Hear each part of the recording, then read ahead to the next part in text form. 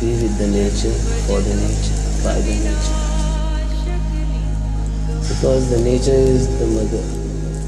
She created us for herself to play with us.